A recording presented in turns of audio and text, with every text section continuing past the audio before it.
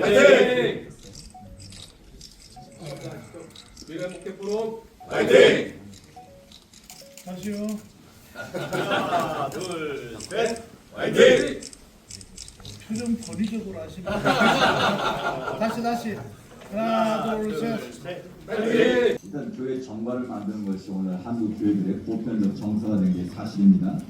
특히 교회 세금 문제 때문에도 없다가 만든 교회들도 있고요. 또 교회가 문제가 있어서 문제를 해결하기 위해서 만든 경우도 있고, 우리 정 목사님처럼 시작부터 목회 철학과 비전을 담아서 분명한 정관을 가지고 시작한 교회도 있는데, 아무튼 지금 우리 목표를 미래표를 제시하는 것처럼 각 교회가 좋은 정관이 있어야 될 필요성을 다 가지고 있지 않습니까?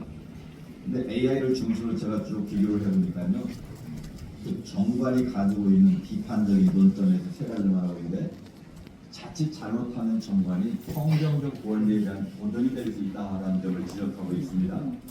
교회는 하나님의 말씀을 따라 운영되는 공동체이며 성경이 최우선적인 규범이 되어야 되는데, 정관을 만들고 이를 법적으로 은폐하다 보면 교회가 자칫 유기체가 아닌 조직체로서 변질될 가능성이 있다라는 겁니다. 그런 점에서 성경은 교회에 위한 법이 되어야 되고, 율법계의 그 가능성을 철저하게 배제하는 것이 중요하다는 점을 지적하고 있습니다. 또 두 번째, 영적 공동체의 본질을 훼손할 위험성이 있다. 교회는 세상과 다른 원리로 운영되는 공동체고, 사랑과 은혜, 섬김 정신이 중심이 되어야 되는데, 자칫 교회 정관이 강조되면 법적인 규칙과 절차가 더 우선시될 수 있다는 거죠. 그런 점에서 본질을 훼손할 수 있는 우려가 있다는 점을 지적하고 있습니다. 그래서 교회 운영이 행정적, 법적 절차에 얽매일 가능성이 있고, 또 공동체의 합의보다 규정과 조항이 우선될 가능성이 있는 위험성을 지적을 하고 있습니다. 또 세 번째는 교회 분쟁을 해결하는 근본적인 대안이 될 수는 없다. 즉 한마디로 아무리 좋은 정관을 만들어도 예방과 분쟁을 해결하는데 많은 기회는 될 수 없다. 저도 이 문제에 대해서 적극 공감을 합니다. 교회 정관을 만든 이유가 뭐겠습니까? 담임 목사의 목회 철학을 잘 실천하고, 또 교회가 분쟁이 일어났을 때 그걸 예방하고, 또 그걸 해결하기 위한 도구로서 정관이 필요한 것인데, 많은 교회에 있어서 정관이 있어도 갈등은 여전히 계속 반복된다는 겁니다. 또 정관에 오히려 새로운 갈등을 초래할 수도 있다는 것이죠. 지나치게 세부적으로 조항을 만들어 놓다 보니까 그걸 어떤 관점에서 보고 어떻게 해석하에 따라서 엄청난 또 파장을 몰고 올 수 있다는 것이죠. 제가 지난주 실제 경험한 일인데요. 저는 주치부도 있고, 또 재판무게도 있고, 또 기소위원회, 수습 전주에는 다양한 갈등 현장에서 일을 했습니다. 보내하는데, 그런데 그 갈등과 분쟁의 현장에 들어가 보면 대부분 겉으로 볼 때는 정말 멋진 정관을 다 가진 교회들이었습니다. 법이 없어서 문제가 된 것이 아니라 정말 좋은 정관을 가지고 있는데, 그 정관을 누가 어떻게 운영하에 따라서 그 결과는 판이하게 달라지더라는 것이죠. 제가 지난주 실제 경험한 일입니다. 한 교회가 정말 좋은 정관을 만들었어요. 우리 정례 목사는 개혁적으로 65세 우리 교회 모든 담임 목사와 모든 항전직들은 다 은퇴를 한다. 그런데 그 나이를 호적 나이를 할 거냐 실제가 할 거냐에 대해서는 명확한 규정은 없었어요. 근데 문제는 교회 정서적으로 임직자가 될 때 자기가 쓰지 않습니까? 내가 몇 년생이라고 그 나이를 기준으로 이제 선출하게 되는데, 실제 나이로 적용을 했습니다. 그러니까 교회 정서적으로 계속해서 지금까지 실제 나이로 모든 임직과 백화 모든 적용을 해왔습니다. 그런데 문제가 생겼습니다. 이제 올 초에 일어난 일인데요. 하여튼 그 적용 과정에서 담임 목사님은 65세를 그냥 뭉갰습니다. 그냥 슬쩍 넘어갔고, 장로나 모든 안수자 권사는 실제 나이를 가지고 은퇴를 시켰습니다. 앞서 조혜환 목사님과 양희순 목사님께서 아주 깔끔하게 논설을 해주셨기 때문에 제가 특별한 말씀을 드리기보다는 오늘 이번을 소외가 되는 것들이 있습니다. 이번영 목사님의 경우에는 어린 시절부터 다녀왔던 교회에서 그 사역을 오랫동안 하셨고, 하시면서 교회 정관은 왜 만들어야 되는지,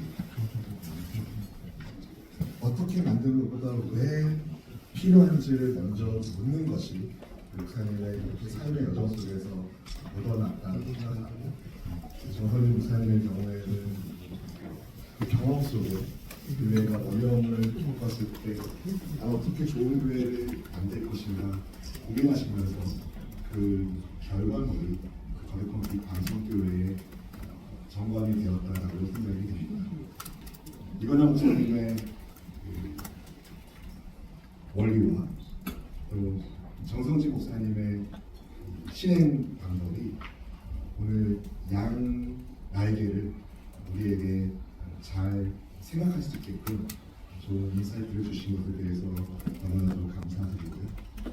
가장 좋은 것은 법이 없어도 지금 우리의 현실이 그렇지 않기 때문에 결국 법이 필요한 시대를 우리가 살고 있는 것은 맞습니다.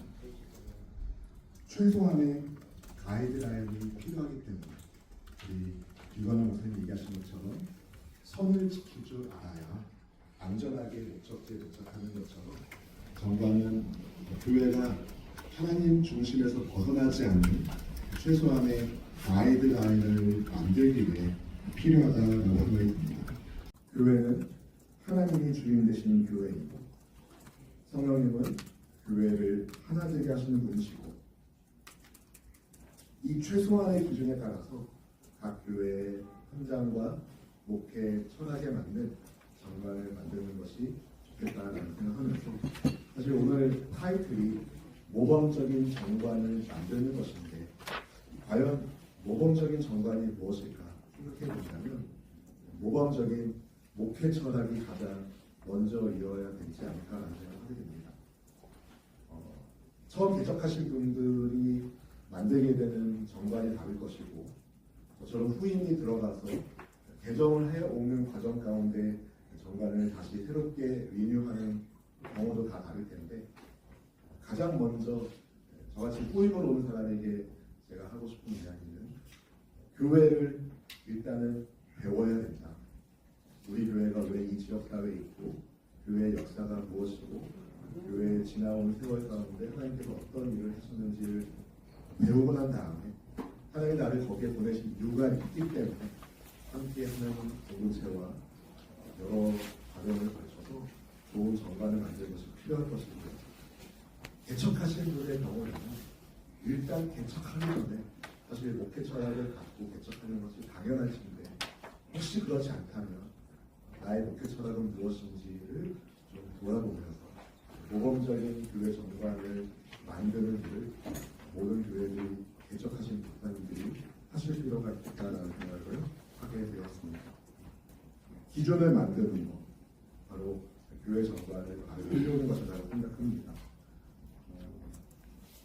최소한의 기준이 뭘까요? 저는 그렇게 결론을 내고 싶습니다. 문제가 생길 때 반드시 정관이 필요한데 그것을 사랑의 원리로 해야 된다는 거죠.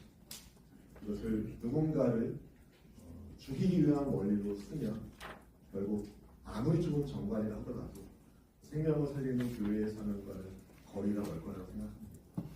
우리에게 주신 목회 현장에서 생명을 살리는 정관으로 생명을 살리는 목회로 우리가 함께 미래 목회를 준비하면 좋겠습니다. 감사합니다. 감사합니다. 모든 강의와 인상을 마쳤습니다. 시간이 늦은 것 같지만 적당한 시간 같습니다. 시간으로 그렇습니다. 이 시간은 소강교회를 담임하시고 또 우리 본회의에 이사장이신 이상대 목사님께서 총평해 주시겠습니다. 박수로 감사합니다.